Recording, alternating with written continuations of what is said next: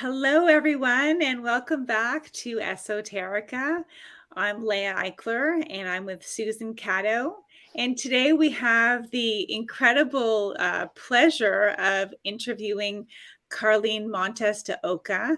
Carlyn is an author of multiple books, but most recently she's published a memoir called Junkyard Girl. Welcome, Carlyn. Thank you so much. It's such a pleasure to be here. So this book really, when I first heard of it, it really rocked me, largely because the impetus for the book came from a simple DNA test. I mean, something that we're all doing now. I mean, I've recently done my DNA test as well. So tell us a little bit about the inspiration for the book. Sure. Well, I'll just tell you that it's an interesting thing. I took the DNA test and then I was so busy at the time when I got the results that I didn't really look at them.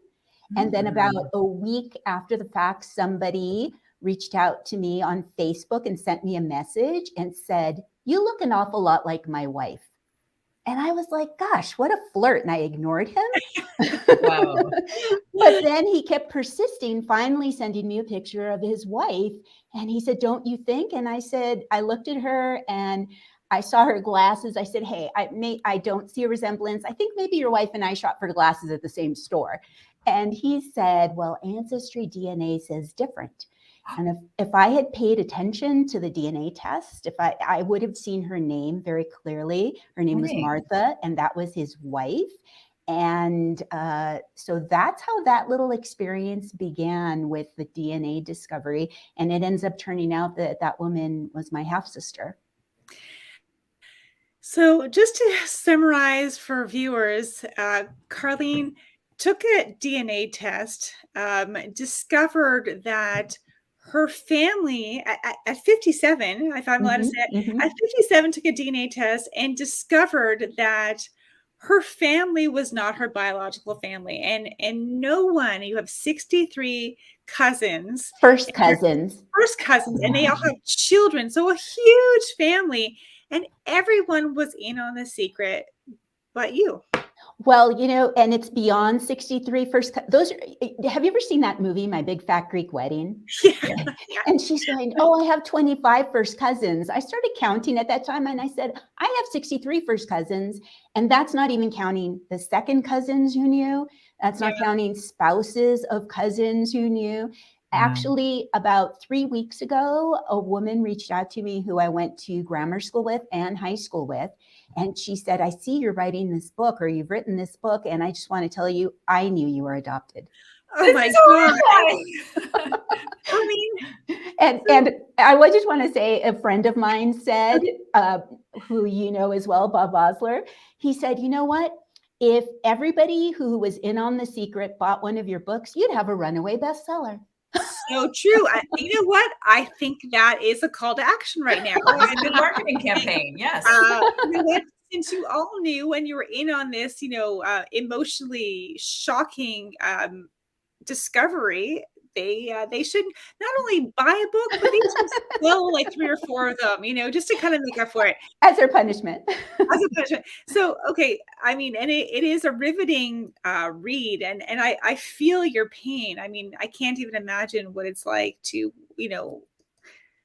I mean, maybe people do DNA tests and hope that they find a different family. I don't know, but you were happy with your family, and then you discovered this new one. So tell us a bit about the early fallout. I mean, after the DNA test, after you realized that everyone was in a secret, what happened next? Well, I will say that 2 things happened. One is I had a physical reaction, and 2, I had an emotional reaction. And the physical reaction came when my sister, my adoptive sister, who I didn't know was, that we were not related by blood, she came out to Santa Fe where I live to actually tell me the truth, because she knew that I had discovered this DNA thing, but I wasn't sure what the link was. So she came to tell me the truth. And when she told me the truth, and I'll tell you what that was, is that my adoptive mother I lived in Southern California, or they lived in Southern California in the Santa Barbara area. She had gone to, visit a friend, and was knocking on the door when she heard a lady crying outside. And when her friend came to the door, she said, "Hey, who's this woman?" And she said, "Oh, that's my cousin. She's here from Chicago and she's not married. She has 2 children. She's got a 3rd one on the way and she wants me to help her get an abortion." And this was the 60s when abortion was illegal everywhere. And my adoptive mother basically talked to my dad, then and they agreed. And the next day took this whole family to live with them until I was born and said, "We'll adopt your child and we'll raise her," and then gave them money to go back to Chicago where they were from. And my parents were not people of means. So when I heard this story, I was I think I was shocked in so many ways. One was the realization that the sister who's telling me this, I'm not connected to the way I thought I was. And number 2, that my adoptive mother, who she and I locked horns constantly. We were just always just angry at each other and whatnot. She had done something so incredible for me at that point that I suddenly just was so grateful. But the physical reaction was that as my sister was speaking, I stopped being able to really hear what she was saying because my ears felt like they were full of cotton at that moment. I could see her lips moving, but I was really straining to hear. So I think the shock created that. And I will say after that, I'm not somebody who cries a lot. I feel like I deal with things, but after that, I was crying all the time. I was tying my shoes. I was crying. I was washing the dishes, crying. And my husband said, what's going on? I've never seen you like this.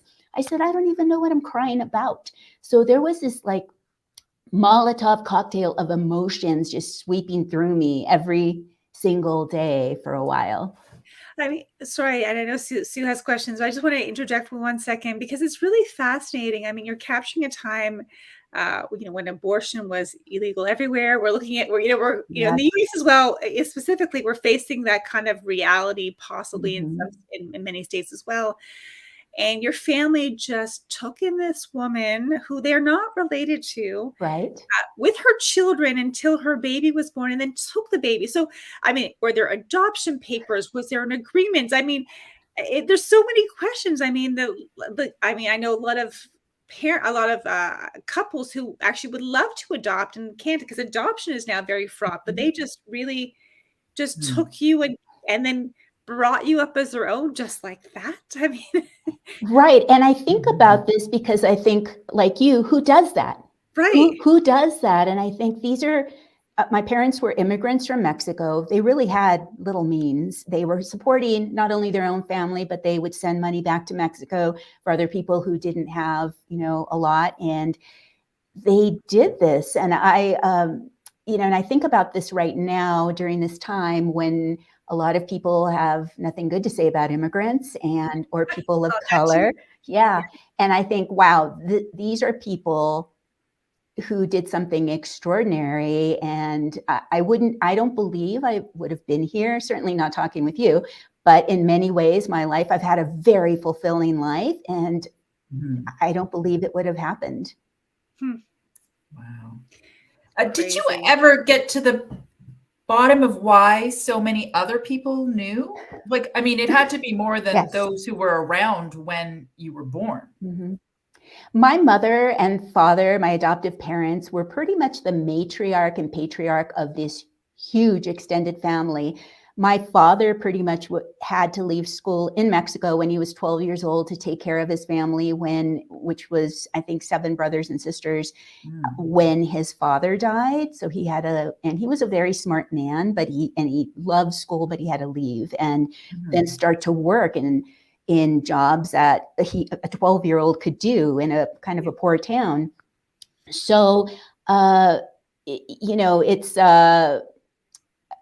so they had the respect of this entire family. And even when I started calling my cousins when I found out this news, because my sister said, well, I don't know how many people know this. And everyone was saying, oh, I knew that. Oh, I knew that ever since I could walk. Oh, you didn't know that? And what I realized, and I would ask them and they said, hey, we would never cross your parents. It's true. It wasn't for them to tell me the secret. But it's just, we all knew there was just certain boundaries we would not cross. And they were pretty darn sure that the wrath of my parents might come down on them if they ever crossed that boundary. Wow. That is just crazy. I mean, wow. So you, at 57, discovered that you have this biological family that you didn't know about. And Yes. now I don't want to give away the whole book, but, Mm-hmm. you know, you do meet your biological sister, who's not involved with your biological brother. And you meet your mother, right? Yes. My birth mother. Your birth mother. Now, can you tell us what that was like? Sure. I would have thought before meeting her that I would have felt some kind of connection, right? Mm-hmm. This is the woman who gave birth to me, that I would feel something. And I believe I'm a pretty compassionate person. I used to be an acupuncturist. So I was very used to connecting with people and finding that just bond. But when they pushed her out in the wheelchair, she was in the state hospital in Chicago on hospice. And when they pushed her out, and I was still in denial. This had only happened 3 weeks ago that I found out I was adopted, and now I was meeting this woman. And they pushed her out, and I just looked at her, and I said, that can't be my birth mother. She looks kind of like an elf, and I really don't. And I just kept thinking, no, somebody must have made a mistake. This can't be true. And of course they hadn't, because all the facts were in front of me. And she had severe dementia, so she didn't even know who my half sister was, who was there, and I had just met as well. And she was also suffered from bipolar disease, I think most of her life, from my understanding. So I kept trying to find some sort of connection. I even reached out when she didn't want anybody to touch her. But when she wasn't looking, I thought, okay, here's my chance. I'm an acupuncturist, or I have been. I know how to connect with people just by touching them. So I reached over and just very gently touched the back of her hand. And then a few seconds later, she realized I was doing it, and she just kind of flicked me away. And later on, I was telling a friend this, and she said, wow, darling, looks like she flicked you twice. So, right. Oh God. But so I did not feel a connection to her at all, oddly. Now, but your sister, because your sibling, your biological sister, so your siblings, they must have remembered you, correct?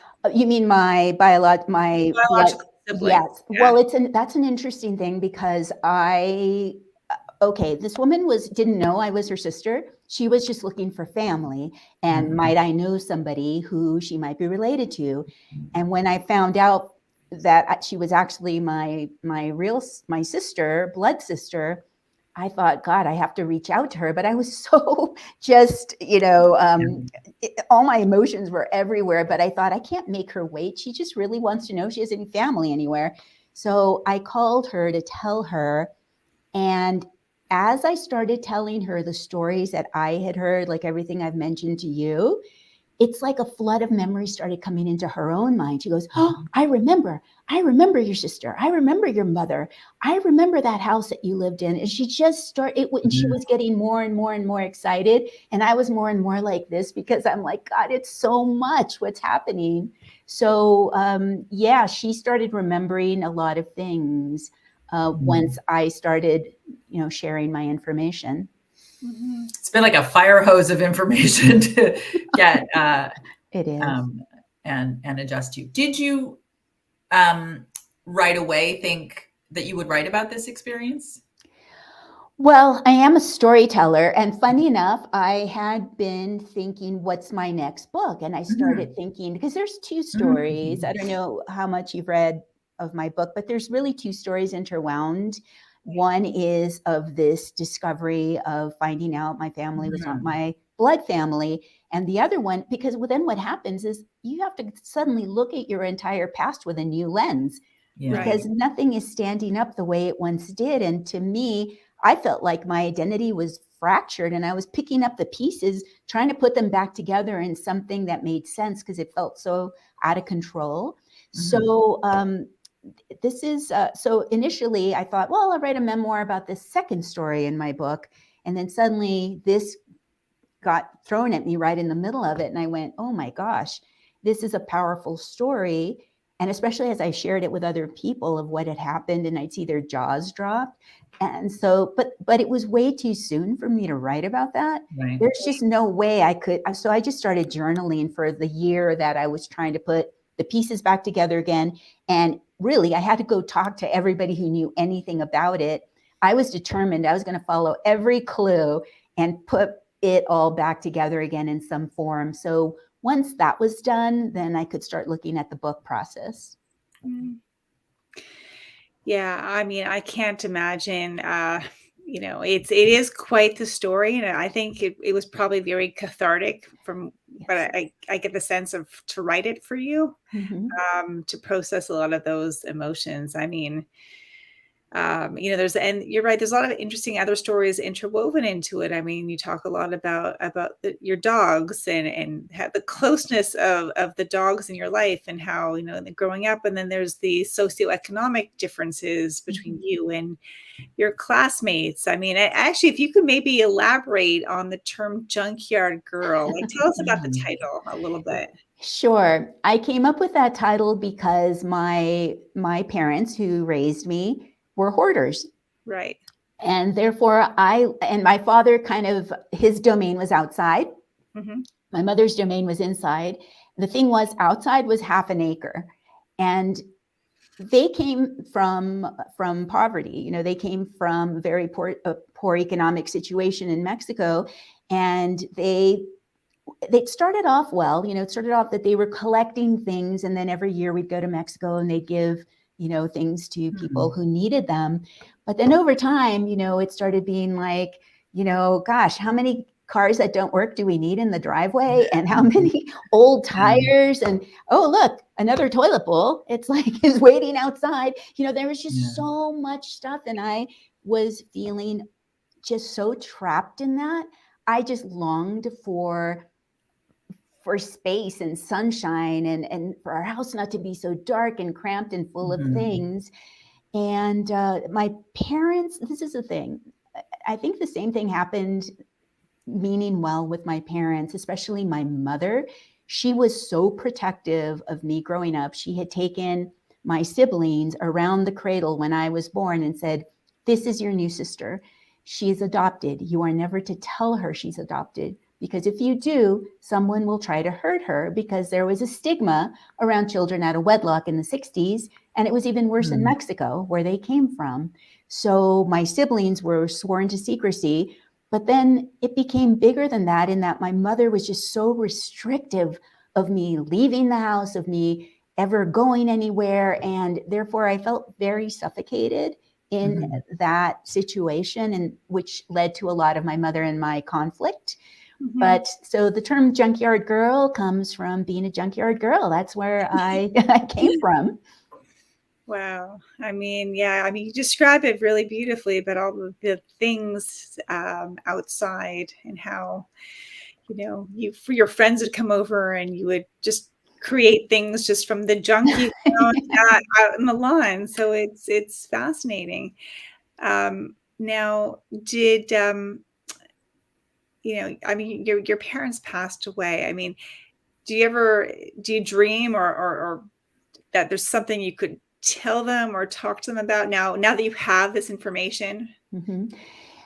I'm not somebody who regrets things. I work very much towards, I don't want to regret anything, but that's the one thing that does pull at my heart is I wish I could have 5-10 minutes to just sit with my parents and hear the story from their own lips. And also for them to know that I'm okay, because it is a thing that they feared the most, that I would find out, and they did everything possible not to let me know. And it's funny because I think back on how my father, after my mother died, was always like, are you okay? Are you okay? And I'd be like, Dad, yeah, I'm great. And he goes, no, I know there's something wrong. And he would always be so fearful that something was wrong. And I'd constantly have to reassure him, Dad, everything is fine. Why aren't you worried about my other siblings? And I believe that was at the root of that. Yeah. That is very, very interesting. As you started the process of writing about it, how did you decide how you could shape this? I mean, you mentioned interweaving various stories, but was it painful to write? Did it just flow right from your pen? Were you taking things out of your journal? I think all of that. And I do know I've taken memoir classes, and they do encourage you to go as deep as you possibly can. Right. Yeah. But again, I'm not somebody who cries a lot. Yeah. So I was like, am I not going deep enough? I'm not crying. But I went as deep as I could. Yeah. And every now and again, especially some of the painful things would just yank at my heart, and I'd have to go walk my dog or do something else. But it did flow. It did come. And of course, the concern is, how will other people receive it? This is the story. I've been and I would go through it and say, well, am I being honest? Am I really representing my story in an honest way that's not judgmental, that isn't, I don't really want to criticize other people. Other people have their reasons for doing what they do. And so I think all of those things, but I also think it was remarkably smooth, but I think because it was my story and there wasn't a lot to make up. There wasn't anything to make up. It just came. Right. Yeah. So, I mean, looking back now, I mean, with the knowledge that you have today, were there any episodes in your childhood or young adulthood that somehow, make more sense now, given this new information? Well, for starters, it was always me who looked different and acted different than anybody in that massive extended family. Right. People would always, or people would also always say to me, I don't look like my sister or either of my brothers. My adoptive father was very fair, and he had green eyes and like a very long nose, and two of my siblings looked just like him. And a lot of the Montes de Ocas look like that. And I'd say, well, I don't look like that. But then you'd always rationalize and say, oh, there's always one person who doesn't look like that. Right. So I would say that, but also my mindset was so different than anybody else's, and everybody would comment on that. I think I'm just somebody who likes adventure and wants to push the box as much as possible on my own life. So I have, peak experiences. And I think a lot of other people like to play it a little safer, closer to home. Yeah. So I would see that. And honestly, I'm probably very dating myself, but do you remember, or did you ever go to Disneyland when they had the Monsanto ride? And it was these little, you'd see like a scientist with a big magnifying glass looking at these little cars of people. Right. And then you keep getting smaller, and you were supposed to be in that car. I felt like that's now, I always had felt like there was a big magnifying glass over my life, that my family would be looking at me, and I think, what are they looking at? And I always thought, well, I was so insecure that I thought, well, no, I'm just being insecure. But now I feel like that makes sense to me. Right. Yeah, that does. Looking for difference, but also looking to see what you might know. And it's just so interesting, the circles and circles and circles that you describe of it affecting. Is there anything that struck you when you met your biological sister that struck you as familiar? It may have been if I had more time, because at this point, even though I was moving forward, uncovering every stone and determined to find it, it also felt traumatic. It felt like trauma. So I could see myself moving forward, but taking a step back, moving forward, taking a step back. And I had planned to meet her in a restaurant in our hotel, and for like an hour and a half. That's the amount of time we spent. And I think I'll never forget her walking in, because that's the first thing you think. Am I going to see a twin? And I'm sure she was thinking the same thing. I saw somebody, it's funny, I looked at her and I said, okay, we have, similar straight hair, and we have glasses that are the same. And I thought, well, she's wearing the outfit I'm going to wear tomorrow. I was thinking, I wear leggings all the time. She was wearing leggings and a blue top. So I think we were very respectful and very watching each other during that first meeting. In some ways, if I were to be honest, I think she's extremely resilient. And I really marvel at that. My husband and I talk about that because she went through, I mean, her upbringing was not easy one bit. And I often think, God, I was so close to that, so I think I'm a pretty resilient person. So I think we share that resilience. She's also I can tell she's an adventurous sort, and I'm kind of like that. So there are these little things that pop in as I get to know her better. Right. Yeah, I would say you're a resilient sort. Right? You really, really have to be. Oh, yeah. That's so. I mean, we on this podcast, we've interviewed lots of authors and people will speak about in the nonfiction publishing world and memoirs and I mean, you've written this memoir. I mean, did you have an idea, like, who is your ideal audience for a book like this? Like, who do you think is going to read this book and think, and be blown away? I mean, other than the fact that it is like a dramatic story for anybody, but what audience did you have in mind when you put pen to paper? Well, I put pen to paper as the audience for starters, to get it down. As you say, almost it was a therapy for me. That was very helpful. But I did do a book proposal. So in the book proposal, you're supposed to list your target audiences. So that made me really think. So I'll start with memoir readers of memoir. But I also think that, especially based on the reviews I'm getting, and I'm hearing where people are saying, wow, I really connected with this. And then somebody else says, I really connected with this. So I would say another group of people are people who are going through the experience that I went through, which is called LDA, late discovery adoptees.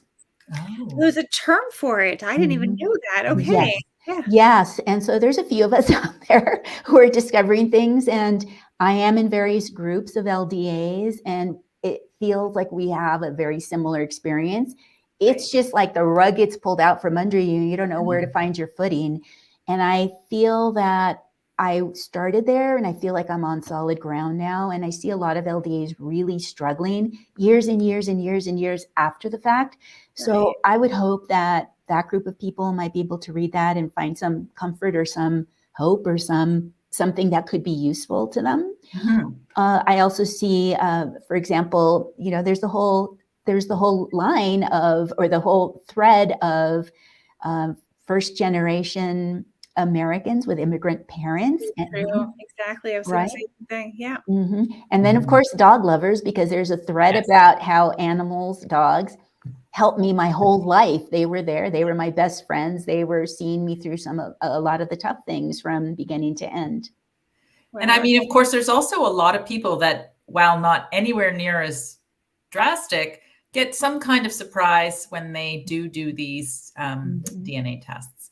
Absolutely. Yeah. There's all sorts of, like right now, there's a lot of these donor conceived people who suddenly find out they have, 10 siblings because of the system. Well, this has been very riveting, and I just wanted to reiterate to anyone watching that Junkyard Girl is available on Amazon. Yes, and you can order it from any bookstore. Any bookstore, yes. And it is a fascinating tale of a late discovery of someone's birth parents, or birth mother rather. And really just it is a shocking and heartwarming story. So I encourage you to go buy the book. This has been fascinating. Thank you so much, Carlyn, for taking the time to chat with us. Thank you, Carlyn. Thank you so much for having me. It's just been an absolute pleasure. And we will see everyone again next week. Have a good one. Bye, everyone. Bye.